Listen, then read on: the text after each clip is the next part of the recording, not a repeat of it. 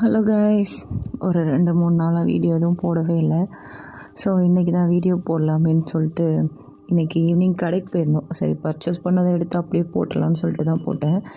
இது என்னென்னா, இஞ்சி இதெல்லாம் சும்மா இடிக்கிறதுக்காக வாங்கினேன். இது வந்து என்கிட்ட இல்லை. ஒரு சின்ன கல் வச்சு அப்படியே தட்டி தட்டி போட்டுட்ருந்தேன். இன்றைக்கி பார்த்தோன்னே சரி வாங்கிடுவோம் அப்படின்னு வாங்கிட்டேன். அப்புறம் இது என்ன அப்படின்னு பார்த்திங்கன்னா, குட்டியாக சின்ன ஜார் ஒன்று. இது ரொம்ப பார்க்க அழகாகவும் இருந்துச்சு. சரி, ரேட்டு வந்து 82 ருபீஸ் அப்படின்னு சொல்லி போட்டிருந்தாங்க. சரி வாங்குவோமேன்னு சொல்லிட்டு அதையும் வாங்கிட்டேன். கலர் ரொம்ப நல்லா இருந்துச்சு, எனக்கு ரொம்ப பிடிச்சிருந்தது அதை பார்த்த உடனே. சரிண்ணா அதையும் வாங்கியாச்சு.